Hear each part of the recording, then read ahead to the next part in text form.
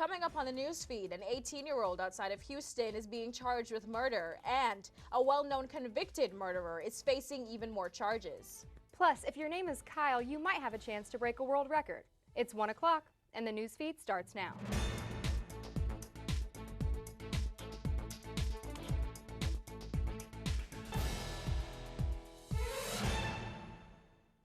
Good afternoon, and welcome to the newsfeed. After a 3-year absence, pomp and pageantry returned to TCC's commencement last week. 2,158 students crossed the Fort Worth Convention Center stage to accept congratulations. There had been no ceremony in 2020 because of the pandemic, and the 2021 and 2022 versions had little or no fanfare. Memorial Day is your last day to register for 5- and 10-week summer sessions, with classes beginning next Tuesday. Classes will be Monday through Thursday, with all district campuses closed on Friday. Remember, the last day for 100% tuition refunds for the second summer 5-week session is July 2nd. Yesterday marks 1 year since a gunman killed 19 children and 2 teachers at Robb Elementary School in Uvalde. Governor Greg Abbott has called for all Texas flags at half-staff and a statewide moment of silence at 11:30 to remember the victims, survivors, families, and the community. Questions still remain about why it took law enforcement 77 minutes to subdue the gunman, and the debate over guns is still ongoing. 18-year-old Cesar Olalde is facing multiple counts of capital murder after killing 4 relatives in Nash this past Tuesday. Police say Olalde barricaded himself inside a home where county and state law enforcement officers responded to the scene. He eventually surrendered, allowing police to find the bodies of the 4 people inside. There is no word yet on the cause of death. Disbarred attorney and convicted murderer Alex Murdaugh is facing more legal troubles. The U.S. Attorney's Office says Murdaugh has been indicted on 22 federal counts in several separate schemes. The charges include bank fraud, wire fraud, and money laundering. Murdaugh's attorneys say he is cooperating with the investigation and wants to resolve everything without a trial. He is also facing 99 counts of embezzlement, money laundering, and conspiracy, along with other crimes in state court for what prosecutors say was a wide-ranging scheme to bilk his law firm, clients, and the government out of more than $9 million. All of this coming after receiving 2 life sentences for murdering his wife Maggie and son Paul. Attorneys are appealing the conviction. 2 Russian military groups claim to be fighting on the side of Ukraine. The groups are reportedly operating in Russia's Belgorod region. The Kremlin is downplaying their advances and say they want to divert attention from the battle at Bakhmut. Fred Plegan reports.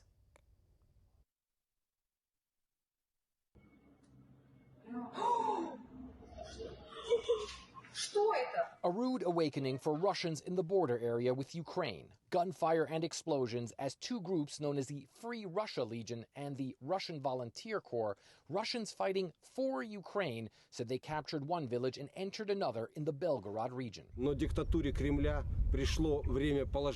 Today it's time for everyone to take responsibility for their future, one of the leaders says. It's time to put an end to the Kremlin's dictatorship. Kiev acknowledges the Free Russia Legion are part of Ukraine's security forces, but says Ukraine has nothing to do with the incursion into Russia. Putin's spokesman irate.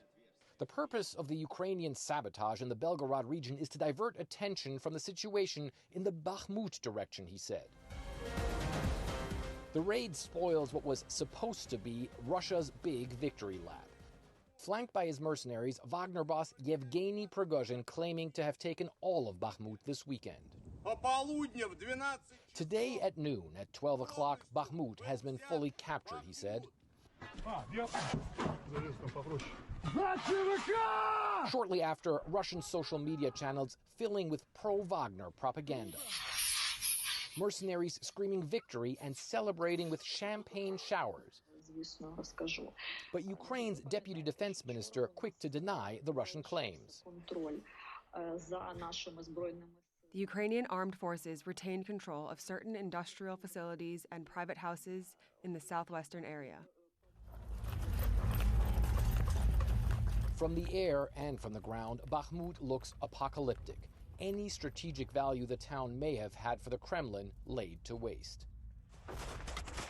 Ukraine's forces already fighting back, making what they say have been significant gains, north and south of Bakhmut, taking swathes of land back quickly. Bakhmut was supposed to be both strategic and symbolic for Russia in its fight for control of East Ukraine. But Wagner says their forces will withdraw on May 25th after months of ferocious fighting and countless dead. The city will be placed under Russian military control, whose commanders have done more withdrawing than advancing recently. A U-Haul truck goes toe-to-toe with White House security. We'll have that and more in your national news next. Jason, let's go see your room.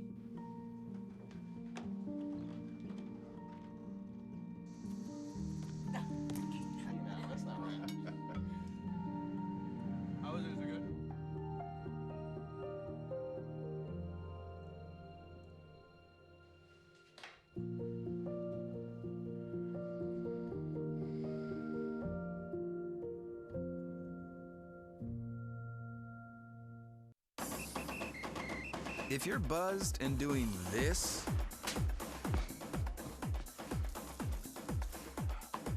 to make yourself feel okay to drive, ZWX.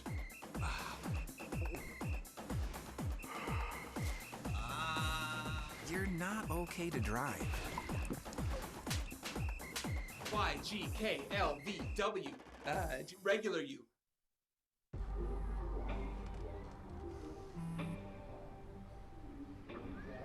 I don't know why you're so sad. You've got a roof over your head. You gotta stop with that depression stuff. That's what white people think. You all right? It just feels like it's coming from everywhere. Do you want to talk about it? You can talk to me if you're feeling sad. Whenever you need to talk, I'm here, okay? As negotiations to reach a debt ceiling deal continue, House Republicans are insisting on spending cuts before agreeing to raise the debt ceiling past $31 trillion. Speaker Kevin McCarthy says talks are productive, but there can't be any more progress until Democrats agree to spend less money next year. Here we are, 8 days away. Why are we here? The Democrats do not want to come off their spending addiction. And you got to think, isn't it reasonable if you're at the highest percent of taxation in America, more money coming in at any time in GDP, but there's more spending than at any time based upon GDP. So you're spending more than you've ever done. You've got more revenue than ever coming. And I don't understand where Democrats think they can't find $1 to cut. You've got to find ways, just as every household would do it, we have to spend less than we spent last year. Florida Governor Ron DeSantis announced his 2024 presidential campaign last night on Twitter. The announcement happened during an online conversation with Twitter owner Elon Musk. Tech entrepreneur David Sachs moderated the discussion on Twitter Spaces, where anyone can listen and request to ask a question. DeSantis is expected to file the formal paperwork for his candidacy this week and have a kickoff event in his hometown of Dunedin. New information about the U-Haul truck that crashed near the White House. The driver is in custody and facing multiple charges. Jen Sullivan has a closer look at the disturbing details and an image of the suspect's intentions. Disturbing new details surfacing about this crash. About 200 yards away from the White House. Monday night, a driver ramming a U-Haul truck into a security barrier twice. That's a major threat, and we have to assume that the back of that truck was full of explosives. Luckily, it wasn't. U.S. Park Police released some details about the man behind the wheel. He's been identified as 19-year-old Sai Varshith Kundula, who exited the truck with a Nazi flag on him. According to court documents, the suspect told officers he wanted to kidnap and harm President Joe Biden. Kundula was arrested on several serious charges, including threatening to kill, kidnap, or inflict harm on a president, vice president, or family member. Inside the 26-foot moving truck, investigators did find a black backpack, a notebook, and a roll of duct tape. They did find a notebook of some kind in the truck with a lot of writings. It was described to me as rambling. Several roads in the area were closed off, and the nearby Hay Adams Hotel was briefly evacuated. The Secret Service says there were no injuries. President Biden was in D.C. Monday meeting with House Speaker Kevin McCarthy to discuss the debt ceiling. He's relieved that no one was injured last night and grateful to the agents and the law enforcement. Experts say the response was appropriate and effective, as Park Police, Secret Service, and the FBI are working together to figure out the motive. They're all working on this, and they will get to the bottom of it. I'm Jen Sullivan reporting. Police in Fairfax County, Virginia, arrested a Florida man for having a gun on school grounds. Authorities say 32-year-old Eric Sandow parked his car in the Dolly Madison preschool parking lot and asked to enter the building to use the restroom. But they said no and called police. When police searched Sandow's vehicle, they found 2 guns and an AK-47 and a pistol, along with magazines and ammunition. Sandow told police he was headed to the CIA, which is located 1 mile away from the preschool. No word on why he may have been going to the government building. Sandow was charged with felony possession of a firearm on school property. He was arraigned yesterday and is being held without bond. A typhoon breaks records and strong winds end in tragedy. We'll have that and your weekly weather after this. Multiple studies have shown that marijuana can slow both driver reaction and response time, which can be really dangerous. He's here. He's here. Wait. What? I can't drive. Why? My. Oh.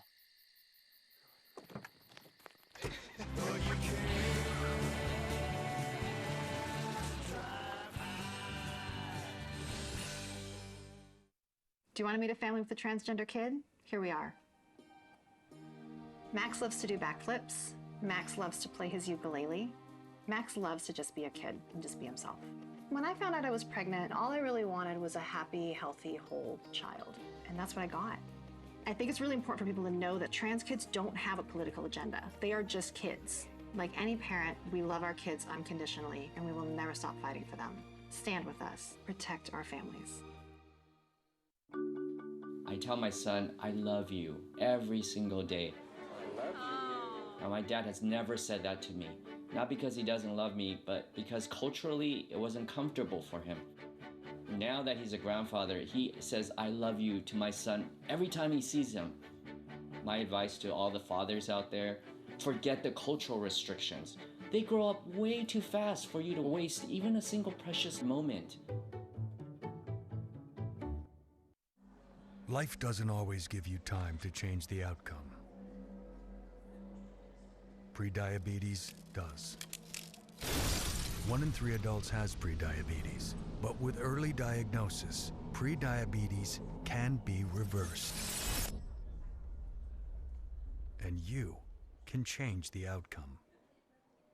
Take the 1-minute prediabetes risk test today. Go to doihaveprediabetes.org. Typhoon Mawa touched down in Guam yesterday, bringing life-threatening impacts and up to 140 miles per hour wind. Mawa continues to bring copious amounts of rain, strong storm surge, and winds not only to Guam, but to the southern Marina Islands. Over a foot of rain is expected in many parts of the island, and unfortunately the storm is not going to be over once it pulls away from Guam. It will sit in the open waters in the western Pacific this weekend, where once again it could become a super typhoon, and next week we could be looking at a threat to the Philippines, Taiwan, and China. So I see the weather's looking nice outside, isn't it? Well, we're going to kick to Chuck for the weather. We've got a pretty nice day underway here in the Metroplex. Cloud cover going to keep us hovering around the mid-80s at about 84 for our afternoon high today. Currently, a few clouds, it's 80.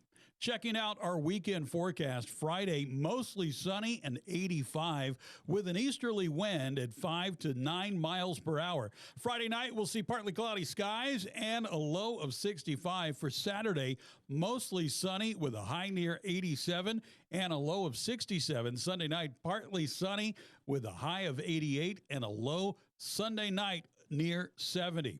Taking a look at our national radar, we see a thunderstorm system develop across portions of the Panhandle and New Mexico on Saturday, stretching up into Canada. The northwesterly flow is pushing this front southeastward.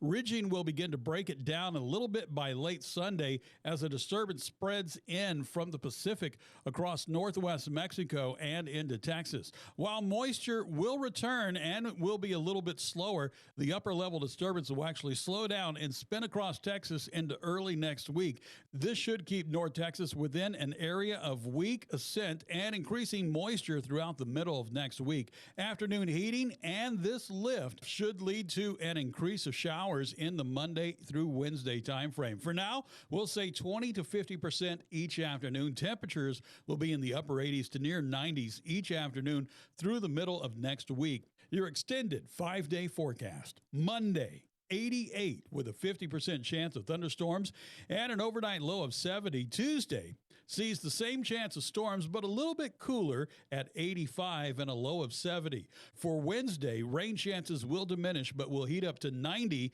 as we start to get some of those summertime temperatures. 71 for our low on Wednesday night. Thursday comes at us mostly sunny and 90 with more of the same on Friday. For the NewsFeed, I'm Chuck Ambrose.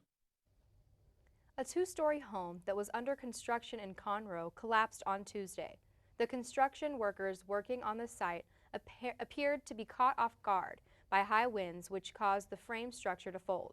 First responders found 9 victims, 2 of them dead, and the rest were taken to Montgomery County area hospitals for treatment.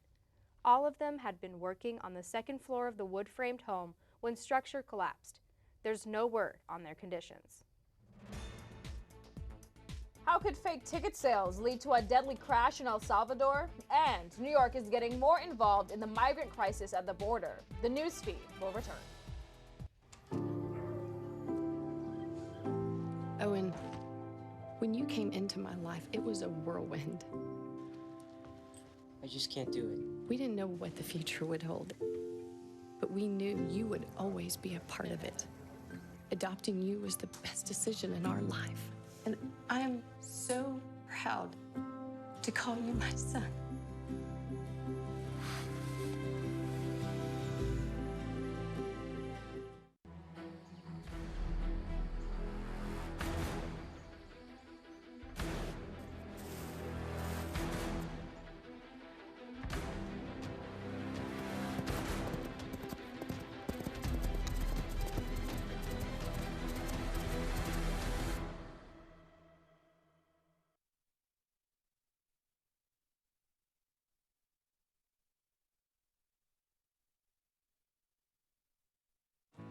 You know you don't have to wear your PT gear anymore, right? It's comfortable. So how's civilian life treating you? It's fine. When I got out, I didn't want to admit that there was anything wrong because I felt like a failure. And then I realized, like, there's nothing to be ashamed of. So I started talking to someone. Maybe you are fine, but if you're not, it's okay. Thank you. If you or a veteran you know needs support, don't wait. Reach out. Find resources at va.gov/reach.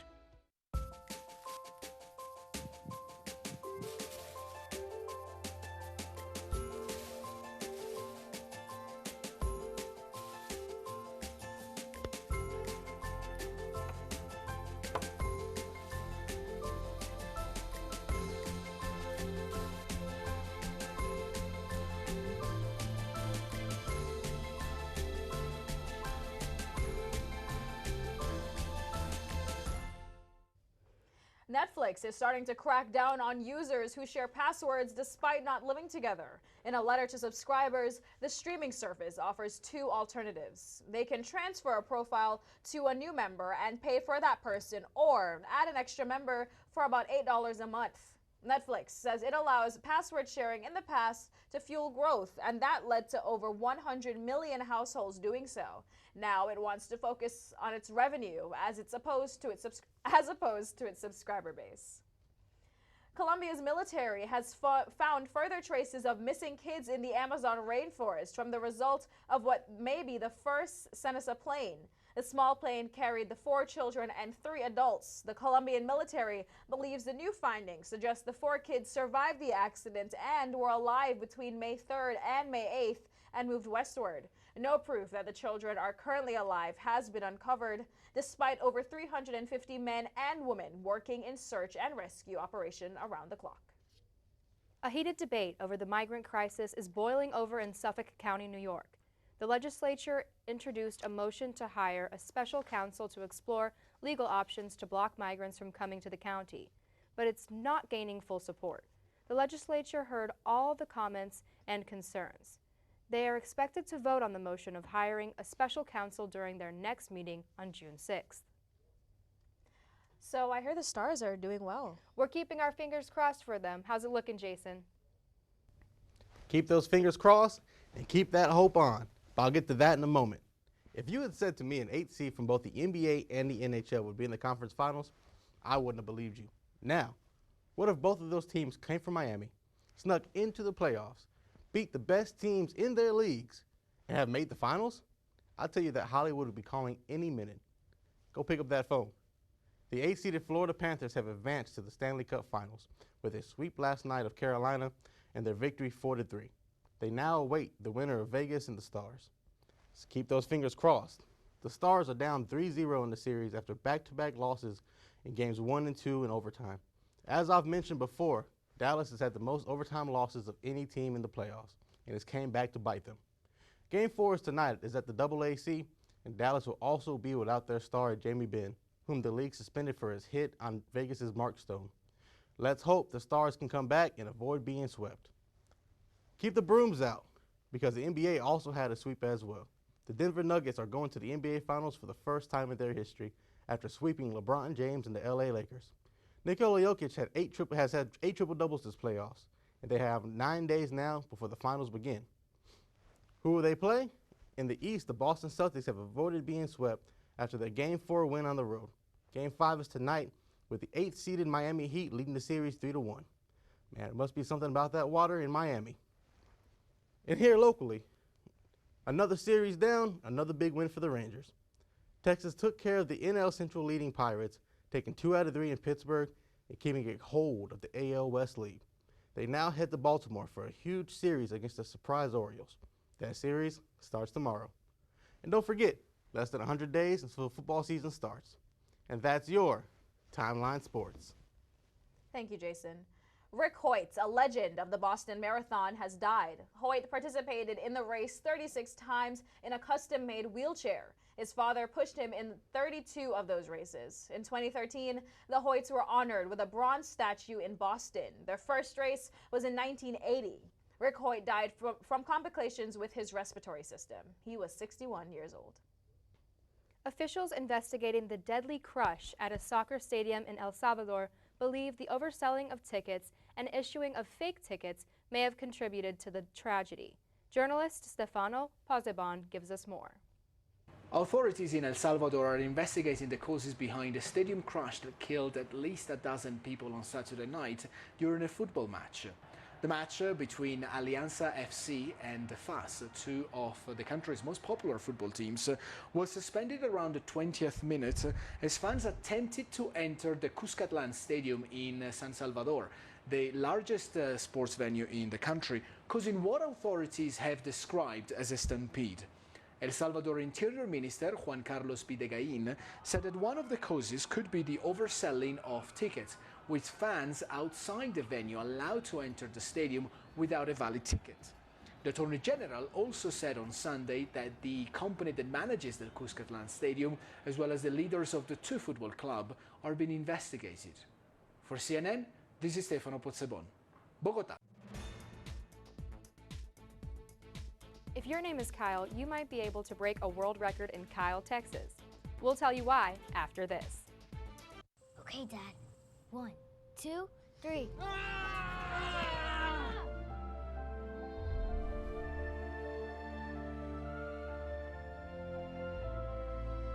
You saved me.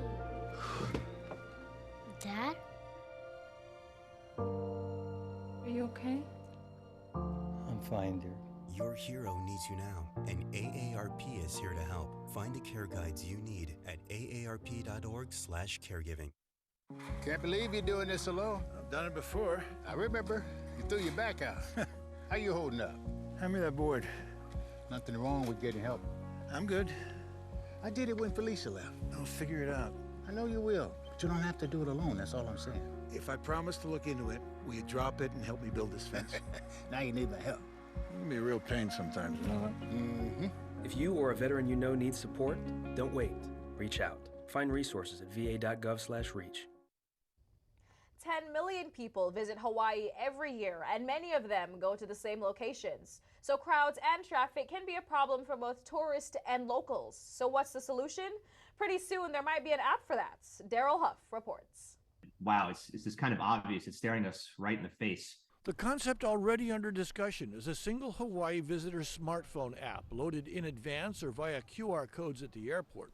It would give visitors useful information and alerts and a place to make reservations and pay fees, and government gets the power to watch where they go. To track where all of our visitors are, and then perhaps suggestively redirecting them to less occupied spaces, to excursions and activities that aren't currently being overloaded. For example, a visitor who wants to go to Waimea Bay at a busy hour would be warned about the current crowding, lack of parking and heavy traffic, and given other choices. And if you don't want to sit in traffic for 2 hours today, here are 3 or 4 alternative sites that you can take your family to visit. Because right now, the residents are having a terrible time, and the visitors are having a bad time too. House Tourism Chairman Sean Quinlan says there is money in the budget to begin coordinating the app and collect fees, and CNHA is ready to bring together on the platform the right government agencies and services, cultural activities, and made in Hawaii products. Involving culture in meaningful ways, our small businesses in ways that they can produce and support this industry and benefit from it. CNHA CEO Kuhio Lewis says technology is just one tool they could use to meet the demands of the destination stewardship contract. It could also involve stepping in to provide immediate help for overwhelmed places and communities. To me, what this means is a new era, a new time for tourism, and we're excited to be at the table. Kyle Reese helped stop the Terminator, and South Park's Kyle Broflovsky foils Eric Cartman's meanest ploys. Those are just 2 Kyles, but there were hundreds of them in Kyle, Texas over the weekend trying to set a record. It's funny, somebody yelled out Kyle trying to get somebody's attention, and all these people turned around. It was pretty funny.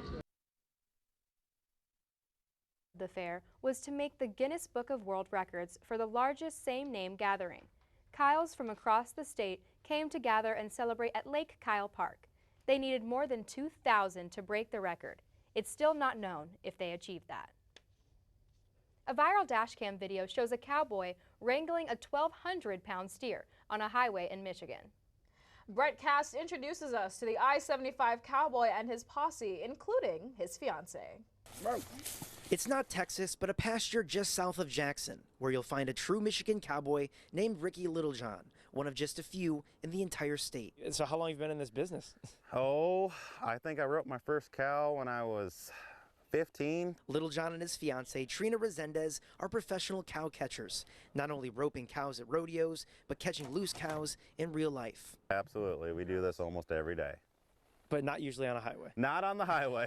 But that's where their most recent job took them. A steer missing for 6 weeks was found just north of Holly, wandering near I-75. They called me and were like, hey, is there any way you can come up here and help? And I was a little nervous about going because it's super dangerous to be on the highway. But Littlejohn called his team, brought in horses, dogs, and rope, eventually chasing the animal in the middle of the freeway. His practice paid off, roping the 1,200-pound animal before it was hit by a car. As he was fighting, I put another rope on it and kind of worked as a team after that. I've never been, I've never seen anything like this happen before, and it was just really cool to be a part of. The entire chase caught on dash cam by a Michigan State Police trooper. The video, now a viral hit.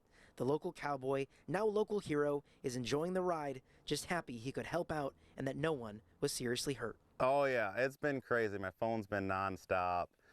All the Yellowstone comments and all sorts of stuff. They put music behind the video and everything, and it's been pretty entertaining.